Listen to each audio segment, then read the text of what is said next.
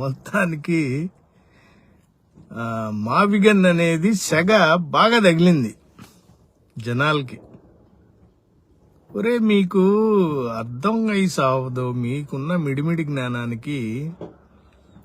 ఆయన ప్రాక్టికల్ మనిషి, జగన్మోహన్ రెడ్డి అని ఆయన ప్రాక్టికల్ మనిషి, అర్థమైందా? ఊరికే మీకు ఎప్పటికీ ఆ అరచేతిలో స్వర్గం చూపించేసి అబద్ధాలు చెప్పి ఈ బొంబాయి చేసేవాడే మీకు నచ్చేది. ఒక తమ్ముడు లైవ్ పెట్టి మరీ చెప్తున్నాడు, అసలు ఆ జగన్ గారికి ఏమైంది, ఆయనకి మైండ్కి ఏమైంది, అసలు మచిలీపట్నం ఏంటి అంటాడు. తమ్ముడు నీకు తెలియంది ఏంటంటే పోర్ట్ సిటీస్ అని కొన్ని ఉంటాయి. నేను ఇంతకుముందు లైవ్స్ లో కూడా చెప్పాను. వ్యాపారం వర్తకం చేసే వాళ్ళకి పెద్ద పెద్దోళ్ళు షిప్స్ లో చేసేదంతా కార్గో అంటాం. ఎయిర్ కార్గోలు రాకముందు మామూలు కార్గోలంతా షిప్పుల్లో జరిగేవి. సముద్రం ఉండాలి.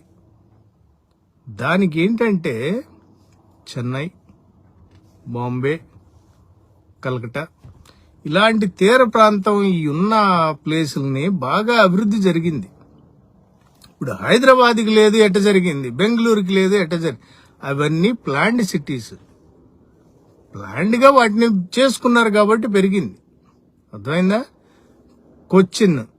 కొచ్చిన్కున్న ఇది మళ్ళీ మిగతా త్రివేంద్రం వాటిలో కూడా ఉంది. కొచ్చిన్ కూడా ఒక రకమైన త్రివేంద్రంకి ఉంది, కొచ్చిన్కి ఉంటది, ఇలా ఉంటది. రకరకాలుగా ఆ పోర్ట్ సముద్రం ఉన్నదానికి ఏంటంటే ఆ వాల్యూ వేరుంటది.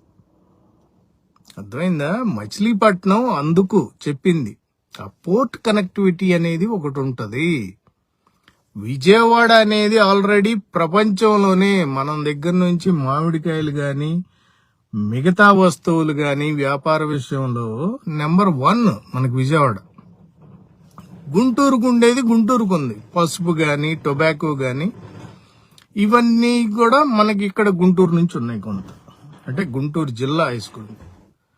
ఓకే, పసుపు వచ్చేసి దుగ్గిరాల్లో ఉంటది. ఈ పొగాకుకి మనకి గుంటూరు ఫేమస్. ఇవి అలా మిర్చి, కూరగాయలు ఒకటి కాదు.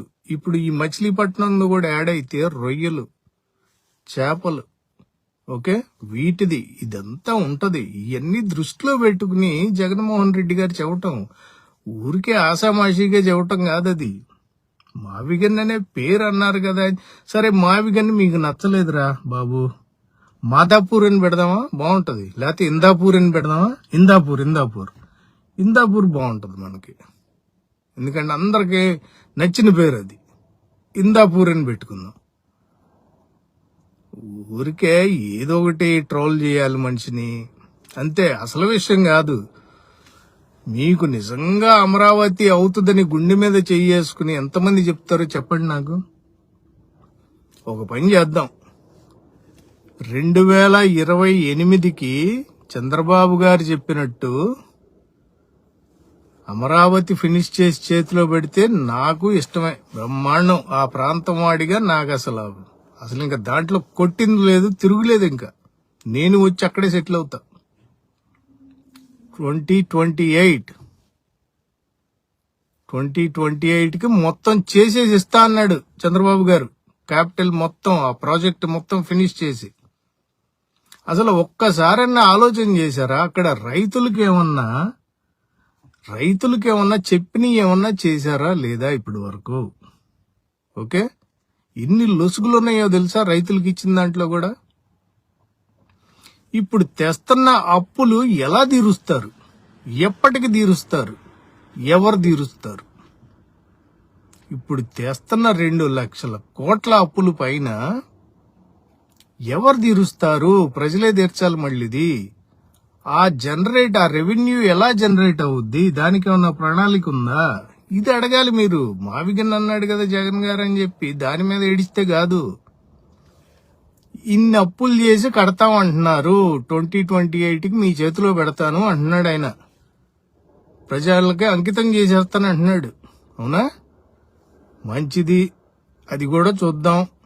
అయిపోతే ఇంకా మంచిది, బ్రహ్మాండం. అది అవ్వలేని పక్షంలో ఏంటి మరి?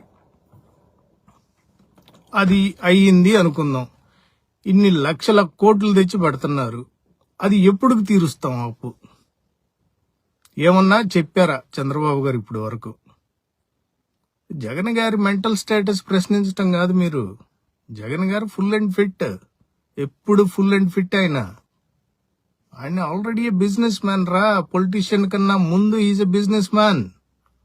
మీకు తెలియంది అది, తర్వాత పొలిటీషియన్. అర్థమైందా? ఆ కాంబో మిక్స్ ఉంది చూసారా, అది డెడ్లీ మిక్స్. అది మీకు తెలియట్లా. ఊరికే ఏది పెడితే అది వాగటం కాదు. ఇందాపూర్ అని పెట్టుకుందాం పేరు, మావిగని నచ్చలేదు, ఇందాపూర్ పెట్టుకుందాం. ఓకేనా? అందరికీ ఆమోదయోగ్యం ఇందాపూర్. అది పెట్టుకుని పండగ చేసుకుందాం. ఎవడన్నా సరే చంద్రబాబు గారు ఈ లెక్క చెబితే నాకు చెప్పండి, అప్పుడు మాట్లాడదాం. 2028 కల్లా పూర్తి చేస్తున్నాం ప్రాజెక్ట్ అన్నారు, అవుతుందా? ఎంత ఖర్చు పెట్టారు ఇప్పుడు వరకు?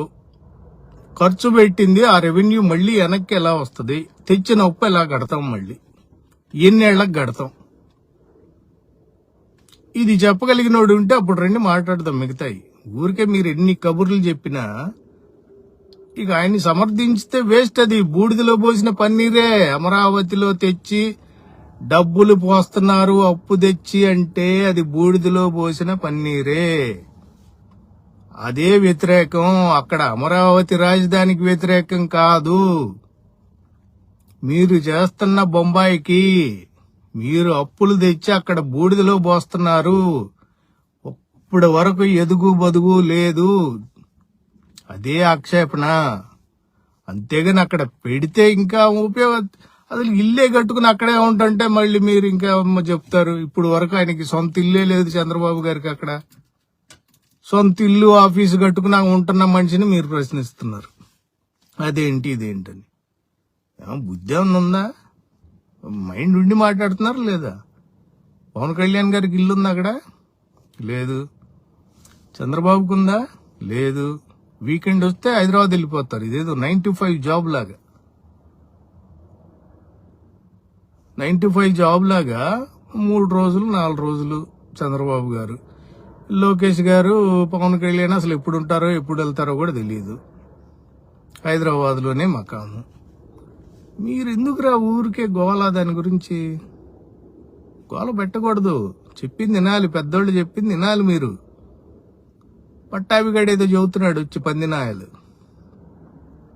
జాలో చేయి తీసుకుని పాలు. అరే నీకు పట్టావి కదా నీది, పాకి పూ ఇచ్చి దీర్ఘం టాలో ఠా పెట్టి వా దగ్గర వా పెట్టి నీ పట్టావిలో ఠా తీసుకుని అది కూడా పెట్టొచ్చు. తెలుసా నీకు? ఈ యతి ప్రాసలు మాకు తెలుసురా నాయన. యతి ప్రాసలు కలిపి మేము చేస్తాం మీకు. ఊరికే సోది కాదు. అర్థమైందా? పనికొచ్చేది చెప్పండి. ఇప్పటి వరకు అమరావతికి అయిన ఖర్చు చెప్పండి. ఎంతవరకు పని అయిందో చెప్పండి. ఎప్పుడు కంప్లీట్ అవుద్దో చెప్పండి. అప్పులు ఎలా తీరుస్తామో చెప్పండి. ఈ ముచ్చట చెప్పండి, ఇందాం, కూర్చుందాం, మాట్లాడుకుందాం రండి. ఎవరికైనా దమ్మున్న మగోడు ఎవడన్నా ఉంటే టీడీపీ నుంచి గాని, జనసేన నుంచి గాని, మీ బీజేపీ నుంచి గాని, కూటమి నుంచి ఎవడైనా ఉండి ఈ ప్రశ్నలకు సమాధానం చెప్పేవాడు ఒకడు ఉండి మొత్తం పీపీటీ వేసి ఇదిగో ఇప్పటి వరకు ఇంత అయింది, ఇంత అవబోతుంది, ఇంత రెవెన్యూ జనరేట్ అవుద్ది, నెక్స్ట్ 5 ఏళ్లలో 10 ఏళ్లలో తెచ్చిన అప్పు ఇన్ని రోజుల్లో కట్టేస్తాము, ఇప్పుడు 1,00,000 మంది ఉన్నారు అమరావతిలో, వచ్చే 5 ఏళ్లలో 5 లక్షలు అవుతారు, 10 సంవత్సరాల్లో 20 లక్షల జనాభా అవుతారు, దీన్ని బట్టి రెవెన్యూ ఈ లెక్కంతా తీసుకురండి, అప్పుడు మాట్లాడు. ఇవేమీ లేకుండా తెచ్చిన పంతా బూడిదలో పన్నీర్లాగా పోసి ఆ బురదలో పోసి ఇప్పుడు మళ్ళీ ఇంకా 4 నెలలు అయితే వర్షాలు పడతాయి. ఇక మళ్ళీ మామూలే, మళ్ళీ తోటమే. అప్పుడు పెడతాం, ఫ్రెష్గా వీడియోలు పెడతాం మీకు, అప్పుడు చూడండి. ఓకేనా?